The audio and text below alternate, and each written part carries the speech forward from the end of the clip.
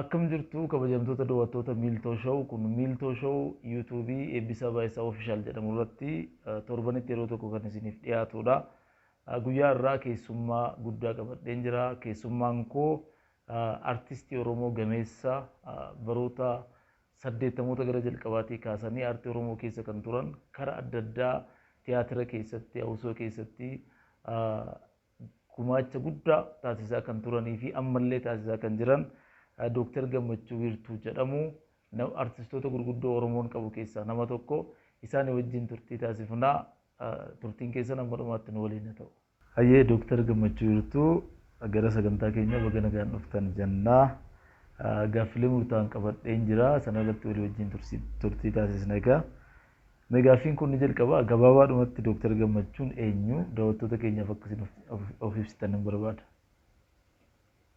Egaa eenyuun kun bal'aadha garuu maquma koo kana Gammachuu Wiirtuu Wayyeessaan jedhama. Ana Haroo Limmuu Wallagga Bahaa keessatti naannoo Bariisoo jedhamutti dhaladhe. Naannoo sanatti barumsa jalqabee immoo karaa fagoon deeme sana hunda yoo naasa'e yeroo dheeraa sirraa fudhata. Kanuma yoon jedhee. Akkamitti akkasiin mana barnootaa jalqabdanii waan hanquba qabutu jira. Sana gabaabsitanii akkasiin natti himtan barbaadeeni akkamitti mana barumsaatti isin erge maatiin maaliif deemtan yeroo sana? Akkisaa akkasii abbaan koo hin baranne. Abbaan koo lafanuma qabaa garuu lafti ollaa jiran jiru warri abbaa lafaa naannoo sana jiranii. Hin baranne garuu gibira kaffala warra ollaa sanaaf horiitirra dheeda waan ta'eef waan akkasiitiin qunnamtiitti jira. Kanaaf amma yeroo bara ittaanu sana gibira kaffaluu fi nagahee barreen gaddaa dhiyeeffachuu qaba. Nagahee barreen gaddaa sana dhiyeeffachuuf inni hin dubbisu garuu waraqaan mana keessa guutee waan jiruuf walii isaan beeku. Namni naannoo sana dubbisuus kan baratee hin jiru fagoorraa nam tokkotu jira. Nama maqaa isaa yaadadhoo kabbadaa kan jedhamu fagoodha bakki kun bakka sana namicha kana bira sa'aatii 3 ol miilaan deemaniiti waraqatuma mana jiru hunda keessatti guuranii dhaqu obboleessa isaa wajjin naachi dhaqan egaa amma namichi sun adda baasaaf jechuudha. Waa bituu fi akkuma aadaa baadiyyaa sanatti waa sana dhugee kiisii kootii isaa gajjallaa garra akkasitti taa'u kana gamanaanis akkasitti taa'u kana tooraan ka'a kiisii gajjallaa keessa kan jiru kana baluutiidha. Maaliif abbaan kun dubbisu? Sattaan immoo kana baluutiidha. Kallattii manni namaa mana keenya irraa fagaatee taa'u sanaan kaayaaf jechuudha. Akkasitti sana keessa kaayyatee galeeti kiisii sana keessaa baasee namticha gibira gabbaruu fi barbaadu sanaaf ragaa sana akkasitti fudhatee dhaqa. Kanatti baay'eetti dhaga'ama ture. Utuun baradhee kanan ta'u jedheetti suman reefuu lafaa ka'u. Barattee kana naa hiiktaa hidheetti barumsaa qeesii na galchee jechuudha. Xiqqoon ture yeroo sana jechuudha. Kaayyoon mana barumsaa deemuu keessanii abbaa keessaniif dubbisuuf jechuudha. Isa inni guddaan isaa. Isa kanatti fuunee haasofne gaarii natti fakkaata. Mana barumsaa qeesiiti kan galtan yeroo sana waldaa Ortodoksii keessatti barsiisu namoonni. Namoonni baay'een bara sana barumsa qeesii baratanii maqaa isaanii barreessuu dandeenyaan dhiisanii deemu barumsaa hundaa jedhu baay'een akkasii. Namoonni hin baranne biyya baay'een isaanii dubbisuu hin danda'u. Sababni isaa qeesiitu na barsiisee jedha. Isin akkamitti itti fuftanii barachuu dandeessan? Maaliif hin dhaabne erga maqaa sana dubbisuu dandeessanii? Dhugaadha qabsoon kun eenyuma irratti hin taasifama kun baadiyyaa keenya keessatti eenyuma irratti hin taasifama. Namni baay'een achumaan liqinfamee akkuma teettu sana mo'ame ani garuu mo'amuun didee tarii rabbumatiin gargaares ta'uu danda'a. Obbaraan dhufe mana barumsaa keessatti xiqqoo obbaraan dhufe jaalala isaatiin achuma manuma barumsaa qeesii sana keessatti natti horamaa dhufe. Haamileen argataa dhufe jechuudha. Keessatti barsiisaa koo kan turan Dassaaleenyi Waldamadin jedhamu nafsi isaanii amaaruu barana boqotanii baay'ee na gorsu turan. Qofaattuu baasanii ofitti na qabanii nama guddaa taata, nama cimaa taata, jabaadhu jedhanii na gorsu turan. Sun immoo haamilee guddaa naa dabalee abbaan koos sana laalee dhumamee akkuma qeessota bira turu na taasisee amma naan obbaraa deemuun anis cicheen qabadhe jechuudha. Bara sana gamanni barumsaa dhiyeenya irra hin turre manneen barnootaa dhiyoodha kan isaan naannoo sanatti ijaaramanii naannoo sanatti dhaladhee waan guddateef nan beeka. Yeroo sana ulfaataa natti fakkaata. Mana fageenya irra deemtanii barachuutu isin irra ture. Deeggarsa guddaa gaafata. Bakka adda addaatti barattan waan ta'eef mee waan sana yaadadhaati gabaabaatti. Chaalenjii keessa darbe. Chaalenjii isaa baay'ee hamaadha. Dhugaadhuma haasa'uuf taanaan waanti ture kaka'umsa kan sii ta'ate waan si dura wanta ta'u ilaalta. Gaarii isaa ta'u, weeraa isaa ta'u kan si dura ta'u waan tokko jira. Namni afaanuma Amaariffuma kanallee baree waa tokko jechuu fi hin badu turan dargaggeeyyiin karaa Abbayyaa kana gara Matakkaliitti goranii dhaqaniiti badanii waa tokko waama caccabsan deebi'an dhufu. Inni akka guddaatti fudhatama maaliif fedhii barumsaaf uummatichi qabutti guddaa ture sii galeenna. Sana argeera warrina duraa kan badan jiru. Takka amma gara Dhagaawareetti ijoolleen giruuppiin tokko kan na dura jiran badan. Dhagaawaree Galiilaa jettu sin warri bara sanaa Dhagaawaree hin jijjiirame tun ta'e kiristinnaa ka'ennillee nan beeka. Dhagaawareetti badaniiti. Achitti waa tokko baratanii deebi'an galan. Hamilee sanaan na keessatti horaman xiqqoodha waliin hin banne. Mucaa tokko wajjin Hamsaaluu jedhama. Isa wajjin maaf hin bannu mustaraa keenya. Inni kaan Goojjamitti badee dhufee waa kun afaansaa amma waama tokko baree dhufee isaan kunis waa tokko kitaaba fudhatan dhufanii amma dabaree keenya inni bannee jechuudha. Ani Hamsaaluun xixiqqoo taanee bannee bariisoo kanarraa kaatee Dhagaawaree dhufuu fi sa'aatii 8 deemta miilaan. Isayyuu namni ciccimaan akkas deemama warri beekuun beeka.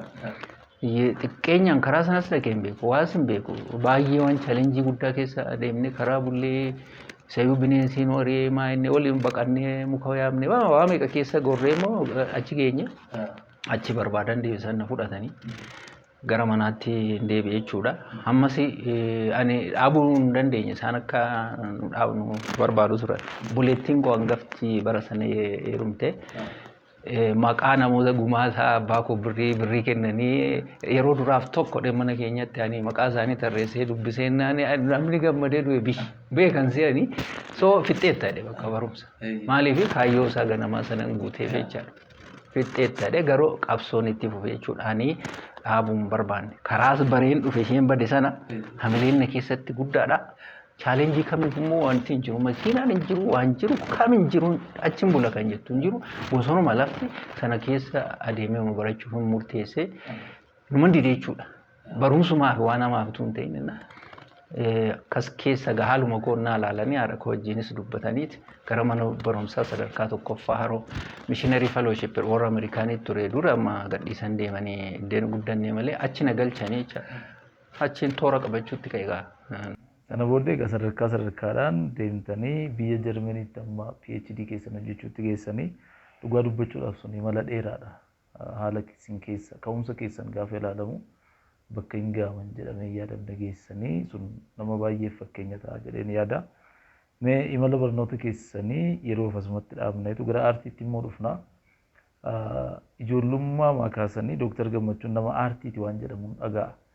Harmeen koo isin beektii ijoollummaadhaa kaastee isin dinqifachaa turte waa'ee keessan otoo isin hin beekin dura isheerraan dhaga'aa ture nama aartiiti gara shubbisuu kana ammoo baay'ee ogummaa fakkii kaasuu kana harkaan fakkii baay'ee kaasu jechuun dhaga'a. Mee gara sanatti attamitti dhuftan? Waluma qabata barumsa wajjin ammas garuma mana barumsaa qeesii sanatti ni deebisa. Namichi barsiisaan koo barana boqote kun waan inni galtee inni naa kenne baay'eedha. Tokko kitaaba wayiin argee manuma barumsaa sana keessatti muka jala teenyee barannu jechuudha. Achirra ijoollee lamati kalariidhuma giriinii ta'e kan magariisaa fi diimaa waanuma akkasiitiin hojjetamanii dhaabatu jechuudha kitaabarra gaafa. Ija ijoollummaa sana argee baay'een gammade. Ani footoodhaan si agaan beeku jechuudha. Namicha gaafadhe. Namicha kun immoo ijoollee biyya isaati warri akkas wayaan ishee bareedu kun jedheen gaafadhe. Lakki kun ijoollee miti ijoolluma akka keessaniiti harkaan hojjetee naan jedhe. Attam harkaan hojjetuun harkaan hojjetaman danda'ama akkasuma barattootuma akka keeti kan harkaan hojjetaa jedhee na jajjabeessee jechuudha. Onnasuman itti ka'e onnasuma maafan inni kanaan hojjedhu re'oos immoo miila koorratti harka koorratti bakkuma adii ta'e wayaamatu xiqqoo qumxaa waan godhan kana ishee irrattis dudda koo irrattis ammuma lafaan fakkii gochuu ta'e ituman kanatti fufu amin annakooti fakkii uma ta'e lafarrattis mukaanaan qooqeen hojjedha manarrattis akkasuma bakkuma naa ta'etti akkasin godha kanumaaniin itti fufee innis na keessatti ciminaan horamee jechuudha ijoollummaadhuma achuma jalaa ka'e fedhiin barumsaas akkuma sana inni fakkii hojjechuun sunis akkuma sana egaa ijoolleedhaati waan si garasiin argitu garuu kan rabbi sitti agarsiisu tokko sitti mul'ata ta'e hin beeku achumaan baalarratti sinan hojjedha maalirratti sana namni kanuma na beekutti ka'e waa tokko lama naammoo natti himanii waanuma gaariidha natti hojjettu kun amileen koluma dabalaa jechaadha karaa sanaan innaa yeroo dheeraadhaaf dhugumadha fakkiin hojjedha gama diraamaatiin ilma wasiila kootii jira obboleessa abbaa kootii jechaadha dhaabaa birruutti jira dhaabaan na dura waggaa tokko mana barumsaa haroo sana na dura deeme gaafa ni baranne tokko mana barumsaa sana dhaqee barataa ba'u dhuma waggaa irratti maatiidhaaf ayyaanatti qophaa'a. Ayyaana sana irratti namumtani beeku kun wayaa adda addaa uffatee obboleessi koo jechuudha wallaalamee as ba'e anin beeku waan akkasii argee hin beeku namni akkas ta'u min odeesseen taphatee harka reebanii fi ilaallaan ani maafan akkasiin ta'uun waa'ee obboleessi koo akkas taate maafan hin ta'u za'edhu sana na keessatti turame barattaanu yeroodhaan onna ijoolleen shaakaluutti kaatu waggaa waggaatti dhuma waggaa irratti maatiif agarsiisuma xixiqqooti qophaa'aa miti ijoollummaatti ittiin dabalame jechuudha. Gaafa harkanaa reeban immoo kan caaluunis wanni ta'e kallattii kanaananii artii gama aktingii kanaa fi gama fakkii kanaa fi gama barumsaa walumatti fuudhadhee ka'e lafuma asumani ka'e. Akkasittiin gara artii. Waluma faana deemsisaa ture. Wal faana deemsisaa. Baay'ee gaarii. Hawusoon Wallaggaa baay'ee beekamaa ture yeroo keessan. Baay'ee namoota gurguddoo seenaa aartii Oromoo keessatti gumaacha gurguddaa taasisantu achi keessa turanii waa'ee hundeeffama isaa waan tokko gabaabatti tun hojjettani. Egaa anamma xiqqoo ishee isa dura eessaan goreen iddee sana ani achi sanan ture waa malee waa'ee hawusoon an kaasne an kanan ka'e haroorraa dhachaadha. Haroon amma magaalaa guddoo aanaa sanaati. Yeroo sana aanaan turre aanaan limmuma ture. Bakka lamatti citee. Limmuu ture duraanii. Dhugaa. Garri gararra aanaa limmuu jedhame. Godimmoo aanaa haroo limmuu jedhame. Akkas ta'e. Amma gaa haroo sanarraan fudhee ka'e. Booda eessan fidee Galiilaan fidee jechaadha. Galiilaa irrattis waan guddaa kan hojjetaa ture. Sanaanan beekama kanaaf ati keefaa kan na beekan naannoo kanatti. Innaa sana diraamaa adda addaa qopheessina giruuppiidhaan ijoolleen kana mana barumsaatti argisiisna. Achi keessatti keessumaa walaloo barreessuu kanan ka'e naannoo dhagaa waaree kanarratti jechuudha. Galiilaa kana waan adda addaa barreessaa. Achi keessaa ka'een fudhadhee gara giddaan dhufee achi gara shaambuun dhufee shaambuutti hawusoo innaa sana Awuraajjaa jedhama. Awuraajjaa Horroo Guduruutti ture. Hawusoo sanatti akkuma barumsaaf shaambuu dhaqeen achi keessa na galchanii jechuudha. Waamanii barbaadanii na galchan maaliif dura dhakatti na beeku. Achi keessatti galeen utuu hin jiru amma immoo Naqamte irratti deemnee akka hojjennu taasifamne jechuudha. Isaan giruuppiin kun Naqamte irratti dhaqee hojjete. Ayyaana wayii achitti immoo argamne jechuudha. Isaan yeroo gabaabaa booda immoo Awuraajjonni 6 kan Wallagga keessa turan. 6 ture Asoosaa dabalatee yeroo sana walumatti Wallagga jedhama. Akka isaan walitti dhufanii hawusoo tokko dhaaban taasifame. Innaa sana anis achi keessan filatamee achitti dabalame. Hawusoon kun egaa bara 72 kan dhaabbate. Hawusoo Wallaggaa inni dhuma. Inna sama refumaa waamama. Wallaggaa kifla agar kinatu waaddeedhamee kan beekamu gaa jechuun akka yeroo isaati Oromoo namasitti akka irraa kana miti. Hawusoon Wallaggaa inni dhumaa bifa sanaan bakka adda addaarraa walitti ba'ee kan dhaabbame bara 72 jechuudha. Gara dhuma waggaarra dhaabame. Attamitti dhaabame ayyaana guddaati taasifame. Gara ji'a tokko akkas magaalaa Naqamteetti dorgommeetti taasifame. Gimbiin qofaatti dhufa, Qeellam qofaatti dhufa, Naqamte, Arjoo, Horroo akkasitti dhufeeti dorgoma. Namoonni ministeera aadaa yeroo siirraa Finfinneedhaa ergamaniiti ogeeyyiin ta'anii filatu jechaadha. isaanitti iskiriin godhee yookiin filee keessaa namoota as baase. Filannoo sana keessa egaa warri ciccimoon karaa dhihaa turan keessumaayyuu Salamoon Dannaqaa fa'a, Yaayyaa Danfaa, Daani'el Taaddasaa fa'a. Zarihuunii fi Ilfineeshinu dura deemanii hin turre achi naannoo achi geenyu isaan achi hin turre. Isaan osoo kabiraa kan nu dura ture guddattuu Wallaggaa jedhamee kan waamamu sana keessa turedha. Kanan turanidha muka Abbitoon fa'aa malee yaras hin turre. Kun isaan booda isa dhufe sana boodas bifa kanaan kan inni ijaarameeni. Hawusoon kun baay'ee cimaa ture. Baay'ee akka biyyaatti hawusoo walloorra ture. Ittaane kan keenya ittaane kan biyya naannoo sadii kan biyya Geeshee Abbaay kan jedhamu sadan kanatti walitti taane humni isaa sadarkaa biyyaatti beekamu ture. Naa humna guddaa baasii irratti baasaniiti kan hojjetanii egaa akkasitti bara sana hundeeffame ji'a 2 ji'a 3 walitti aanee tireeningii fudhanne. Tireeningii sirbaa, tireeningii diraamaa, ogeessa agar fiqirirraa dhufeeni. Xilaahun Walde Maariyaam jedhama namichi amma waan lubbuun jiru nutti fakkaatu yeroo sun nama guddaadha. Akka gaariitti tireeningii fudhanneeti gaafa fulbaana 73 eebbifamne jechuudha. Inni eebbifamne akkuma biyyaatti biyya kana Finfinnee irraas gad dhufanii Sudaan illee dhufaniiru akka raajii ta'e naqamte gaafa sana. Eebbifamne akka eebbifamne Finfinneetti ergamne gara ji'a tokko ji'a 2 Finfinnee keessatti bakka adda addaatti Biheeraawi Tiyaatir, Maal Tiyaatir warra gurguddaa kana Raas Tiyaatirii keessatti argisiisnee achumaan deebinee gara biyyaatti deebinee jechuudha. Egaa akka inni itti dhaabbate kana. Xiqqoo waa tokko na jala akka na jala irraanfanne boodatti na deebiste naan jetta waan ishee waan gaariidha. Akkatti walaloo barreessuu barumsa attamitti itti fuftee irratti abbaan kee Yoosef Almaa barumsa attamitti itti fuftee kanarratti waa tokko jechuun barbaada. Ani gara amma diraamaa kamii kana cimsadhe walaloo barreessuu kana cimsadhe. Eessatti Agawaaree jechuun Galiilaadha. Galiilaa irraa akka ni fixeen shaambuu dhaquun natti ture.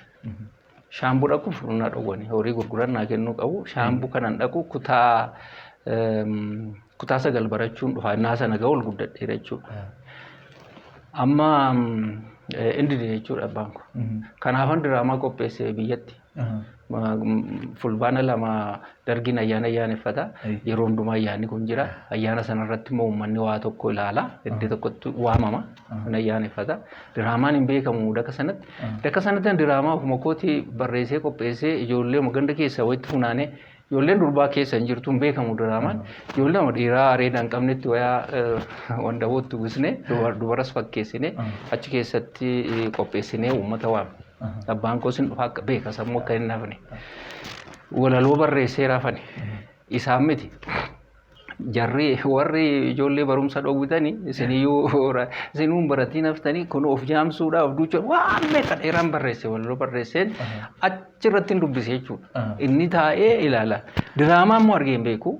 Ani immoo xaxadhee bakka diraamaa kana hoonnee isaan qabaa nan hojjedha.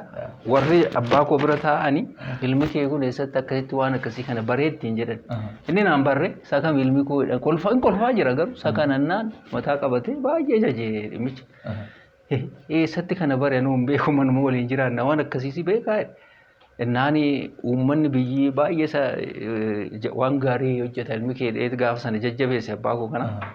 Kanaan galgala galee horii gurguree gara barumsaatti na deebisee jechuudha. Diraamaattis fayyadamee barumsa baradheera jechuuf hin jedha. Humna aartii keessa jiru fayyadamtanii barumsa barattaniitu sun waan guddaadha. Baay'ee gaariidha egaa Dooktar Turtii bareedaa qabaachaa jirra. Ittuma fufnaa. Amma immoo gara tiyaatiraatti na fida. Amma gara ogummaa fakkii kaasuu ilaalleerra. Akkuma kana immoo waan hawusoo keessa turedha ilaalleerra. Gara tiyaatiraatti yoo dhufnu tiyaatira Oromoo baay'ee beekamaa ta'e kan Dukkana Duubaa jedhamu barreessaa Dhaabaa Wayyeessaan kan barreeffame. Achi keessatti taatoo adda duree turtanii isinii. Bara sana simannaan tiyaatira kanaaf taasifame Finfinnee keessatti maal fakkaata? Yeroon sun immoo yeroo itti afaan Oromoo hacuuccaa guddaa jala ture waan ta'eef rakkoon isin mudate maal ture waan jedhu gabaabaatti tuulaadha. Dhugaadha. Egaa wanti duubeen koo akkinitti artii keessa deemaa dhufe dhaabaan fa'aa na booda fagoodha ijoolleedha jechuun bolaan koorra na booda wajjin guddatan malee hiriyaa tokkos taanu fuulaan waliin beeknu garuu waan hojjedhu kana fageenya irraa dhaga'uu jechaadha. Kanaaf inni dukkanaan duuba kan barreesse bara 83 kan inni barreesse. Yeroo sanaanii Finfinnee keessan ture jechaadha. Finfinnee keessa biyya alaarraa maastersii hojjedheen deebi'ee dhufeera. Amma sochiin biraan hin jiru gaa biyya keessa jijjiiramati ture kana wal qabatee inni naqamtee taa'ee barreesseet ganna achitti argisiise jechuudha. Kan argisiise ijoolluma qabalee keessa yookiin ganduma keessa walitti qabeeti achirratti argisiise. Birraa dhufe 84. Ani Finfinnumaan ture. Barbaadee na bira dhufe jechuudha. Barbaadee na bira dhufe kan kana naaf hojjechuu danda'u siifsii nan beeka. Wanni kee booda kee sirriitti nan beeka. Naqamsitti agarsiisee ammasitti akkan yaade naan goone ijoolleen humna isaaniis miti. Kanaaf dheedheetti baay'ee dhufee na gaafate barreeffama guddaa amma kanaa baatee dhufe. Naan agarsu dheeraadha wantichi gala gaggashiin dhadhii danda'a saamuutu ta'e yoo ta'e harma argisi waan dheeraa akkasiis taphadhee hin beeku. Normaaleen diraamaa keessaa dhibee hin beeku hawsoo keessatti jechuudha. Garuu inni kun natti dheeratee fuudhee galeenii yoon didee eeyyuutti itti gaafatamummaa fudhata. Inni kan na barbaadeef qaba. Maaliif hin hojjedhu hojii biraa hin qabu gaammaa kan jedhu nan deebisee garasitti dhufee jechuudha. Namoota ciccimoo akkasii barbaanne egaa bara sana namni professional ta'e hin jiru. Ijoolluma humna qabdu, muuxannoo qabdu, fedhii qabdu kana jajjaba ishee barbaanne sumatti barbaada hin fidee walitti qindaa'utti kaanee jechuudha. Ani paartii olaanaa sanan qabadhe isaan kaanis kan isaaniif kenname qabatan. Waan gaariin tokko kan nuuf qindeessu Tasfaayeen argamuu isaati. Tasfaayee wajjin waliin beekna. Dukkanuma duubatti walitti nu fide. Isas dhaabamatti barbaadee fide. Inni mana qopheessaa Finfinnee keessatti hojjeta jechuudha. Achi keessa tiyaatiruma kan hojjetu isaan achuma jira, achuma oola. So beekumsa gaarii qaba. Walitti humna godhate jechuudha. Warri achitti wal geenyeyyuu fedhii mataa keenyaa qabna. Muuxannoon keenyas oomaan jedhu namarraa akka bara sanaatti gaariidha jechuudha. Fedhiin keenya guddaadha. Responsibilitiin hawaasaas immoo jira. Amma gaa guddanne of beekna. Diraamicha jechuun maal akka ta'e, afaan Oromoo jechuun maal akka ta'e hin beekna. Kanaaf nu sana fudhannee Tasfaayeenis itti nu cichee hin jalqabne jechuudha. Hin jalqabne irratti hojjenne dhumarratti maalti ta'ee ogeeyyiin Oromoo beekamoon Looret Tsaggaayee Gabramadiin dabalatee dhufaniiti koomentii godhan jechuudha. Yaada kennan utuu inni gadi hin bahin yaada kennan galma guutanii ta'anii baay'eedha namni gaafa sana dhufe warri Finfinnee irra barsiisan baay'een isaanii dhufaniiru namoonni hin beekne tiyaatira keessa kan jiran mana tiyaatiraa baay'ee keessa kan jiran ijoolleen Oromoo ogummaa kana qaban hundi dhufan koomentii godhan akka gochuu qabnu kan itti dabaluu qabnu kan sanarratti bishaate jechuudha. Humnuma gaariin akka barasaatti akka baranaatti ni ilaallu warri garaagara. Akkasitti yonnaa ta'u hin baname jechuudha 1584 mana Biheeraawi Tiyaatirii keessatti sa'aatii booda kan inni baname. Bakki dhaabannaa hin jiru. Bakki taa'umsaa miti. Bakki dhaabannaa iddoo hin jiru jechaadha. Alaakki mana keessa qofa miti diidallee bakki dhaabannaa hin jiru. Waan raajiitti ta'e hin beeknu nus akkasitti yaadnes hin beeknu. Namni dura hin dhagaa qophichi yeroo dheeraa waan fudhateef birraarraa amma sadaasaatti waan deemeef gurra namaa seeneera fakkaata. Biyyumatti galagalee jechuudha. Hin jalqabamee daqiiqaa 10 utuu hin ta'in dhaabbate. Addaan cite maaliif namni boo'een iyyee harka reebee ka'eefaa nama badhaasa akka sirbaatti jechuudha. Lakki akkasittiin ta'uu jedhamee kadhatamee gorsamee iddoon dhaabatamee warri beeksisu iddoo galaniitti deebisanii nama qabbaneessanii waan nama boosisu baay'ee qaba yaa diraamicha ati argiteetti ta'e googilirraa arguu dandeessa ammallee nama jira. Egaa amma yoo ilaalte akka yeroo sanaasii ta'uu dhiisuu danda'a. Namni afaan isaa dharra'eera, namni aadaa isaa dharra'eera, namni cuucaa adda addaa keessaa deemee dhufe achi ga'e argee hin beeku waan akkasii kun dhugumallee itti fakkaachuu dideensiin jedha onnaa sabsuun ta'u. Onnaa afaan Oromoo waltajjii irra dhaabachuuf baay'ee dhorgamaa ture irra dhaabbattee onnaati dukkanaan duubachi irratti hojjettu arguun nama keenya amilee wanni itti taasise. Kanaaf namni baay'ees bu'ee namni bu'ee nama boosisaa waan isaa gaayiroo sanatti akkas ture. Amma waan kabiraani chaalenjii hamaa ta'e keessa jira kan dukkana duubaa sun ta'in nu waan adda addaa naa yaallu afaan Oromootiin diraamaa hojjechuu tiyaatira miti ani baran tokko gara Finfinnee dhufu kanan dhufe sababa osoo Wallaggaatiin isiin jedheera mitiire. Yonnaan garan dhufu maquma koo kana ol kaasee ani gammachuudha himachuun baay'ee qaaniif sodaachisaa ture. Baay'ee sodaachisaa ture. Dalgasii ilaalu hunduu akka ati waa hattee jechuun barasaa takka kan dhumarra dhufee garuu tiyaatira kanaa ga'e. Kanaaf dhaabaan onnaa shaakala adda addaa taasisu mana argachuun baay'ee rakkisaadha. Kana fudhattee dhufuun keeyyuu akkuma wanjala wayiitti sitti ilaalama hangama afaan kanaanii kanaan godha jechuun nuuciitii isaan beeknu yeroo sana garuu ni ilaaltaa egaa bultee oolteettis bilchaataa ilaalaa dhimma isaa baraa deemta. Chaalenjii guddaati ture. Tokko yeroo sana onnaa kana shaakallu miila keenyaan fagoodha kaane qeeraadha ka'ee kan bakka gara 6 kiiloo dhufee shaakaluu jira kan miilaan deemna jechuudha. Chaalenjiin ikoonoomii jira. Maaliif kutannaa murannaa sanatti jira iyyuu ciccine malee mana argachuuf irra gattaa miilaan ikoonoomikaalii namni fasiisi deggaruu jiru. Takka achuma ganama kaatee dhuftee bishaan itoo dhugii waan nyaatiin ooltee fa'aa deebitee galgala galtaa waan akkasii kana keessa darbeeti garuu cicha namoonni kaka'umsa qabanii fi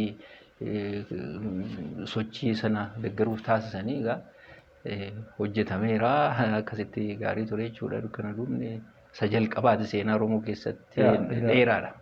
Haala Oromoon yeroo sana keessa ture ifatti mul'isa. Cunqursaa Oromoo irra ture dhiibbaa jiruun dhuunfatti keessatti tiyaatira uummanni keenya akka filaaleetti keessatti filaaluu danda'u ture. Yeroo sana teknooloojii yeroo sana ture walumaa gala haala siyaasaa yeroo sana ture keessatti hojii akkasii hojjechuun dhuguma iyyuu ajaa'ibsiifatamuu qaba. Rakkoon isin mudate addatti maal ture amma kaasaa turtan rakkoo faayinaansii maal jettanii garuu walumaa gala namoonni yeroo sana aartii Oromoo tarkaanfachiisaa turtanii gatii addaa akkasiin baastan seenaa keessaniin dubbata. Fakkeenya fudhachuudhaaf wallisaa jireenyaa ayyaanaa isin wajjin ture. Quba wal qabdu walitti dhiyeenyaan walii wajjin hojjetu. Mee addumatti waa'ee isaa wanti nuti naa kaastanii jiran jaalladha. Gara fuulduraatti dubbannu seenaa isaa walitti qabee dhalootaan gahuudhaaf abjuun qaba. Jireenyaan egaa nama aartiidhaa fi cichuudha. Waa'ee jireenyaa kaaste ani biyya alaarraa akka lakkoofsa biyya Itoophiyaatti 83 jalqabarraan dhufe jechuudha. 3 gara onkololeessa keessa gara biyyaattan deebi'ee dhufe jechuudha biyya alaarraa. Onnaan deebi'ee dhufuusaa jireenyaa waliin beeku garuu naannoo Markaatootti dhadhaa nagadaa. Dhadhaa nagaduu qofatu hin ta'in qophii ijoollee reediyoo Itoophiyaa irratti hojjeta. Gaafa qidaamee ganama Gannat Biraanuu Mucaa jedhamtu wajjin isheen amma boqotteetti jechuun dhagaa. Lubbuu ishee amaaru ishee wajjin hojjetu. Baay'ee sagantaan kun ho'aadha. Qophii ijoollee baay'ee ho'aadha.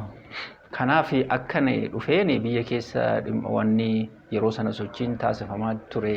Dargii wajjin waraansa Ihaadig uume wajjin biyyi xiqqoo haala ulfaataa keessa waan tureef anis qaxaramee hojii hin arganne akkan alarraa deebi'een rarra'eeman taa'e isaan garasitti na affeere jechuudha. Gara reediyootti ati diraamaa beektaa waan adda addaa beektaa waa barreessitaa maaliifi gara nan dhuftodhee na affeere jireenyaa wajjin achitti ol bare sooti barbaadee na bare innis nama na teellaa na boodaa waan ta'eef dhimma aartii irratti qabu sana quba qabaayyuuti kan barbaadee na erge jechuudha. Kanaan reediyoo keessa hojjenne jechuudha aniifinne. Anis jireenyaanis gannatis gara ji'a 3 gara ji'a 4 reediyoo keessa qidaamee sanbata xiqqaa walaloo adda addaa barreessinee dhiyeessaa turre. Sagantaa sanarra waliin hojjenne. Kabiraan egaa waanuma aartii sirbaa qopheessee turen. Sirboota aadaa kana walitti qabee qopheessee sanarratti yaada na gaafata. Ani durumaan hawaasoo keessatti muuxannoo waan hin qabuuf kun akkas ta'uu qaba kun akkas ta'uu qaba kanatu goote kan jedhu yaada kennaafii ture. Meezuulee jedhamti mucaa meezuuleen maqaan isheen Zeenuu Mokonnin isheen jireenyaan iddoo tokko dhufanii bakka itti dhalattee natti fakkaate beektate nus hin beeknu marii mucaa ishee fidee dhufe sagalee ishee adda. Sagalee ishee amma kaaseetii duriirra numa jira jireenya wajjin kan sirbanii ishee fidee dhufee ishee wajjin onnaa isaan sirba kana baasan rekilaamii waan adda addaa footoo natti kaasee fi akka isaan rekilaamii wayii qopheeffatanii ayyaaneffatan waan akkasii kana natti deeggaraa ture. Egaa jireenyaan dukkanaan duubarratti tokkoffaa dukkanaan duubarratti taatoo akka basaasa dargii ta'ee hojjetaa jechuudha. Guddinaa basaasa guddinaa main karakterii kana manas dhufee kan basaasu ture jechuudha. Isaatti mattaawaqaa isaa fudhatee meeshaa of keessa dhuffatee dhufeetti akkasitti hojjetaa ture. Bakka kanatti gaafa jireenyaan yookiin jirreddee biraa deeme immoo ijoollee biraatu hojjeta badiruufa kan jedhantu hojjetu irraa fuudhanii hojjetu jecha. Sana ala hawsoo beeksisa hawsooti.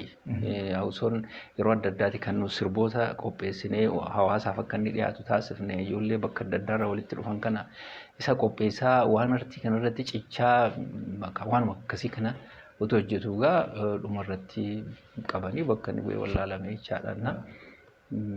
Kanagaa waddisi odeeffannoon argame hin jiru walumaan turre jechuudha yeroo sana.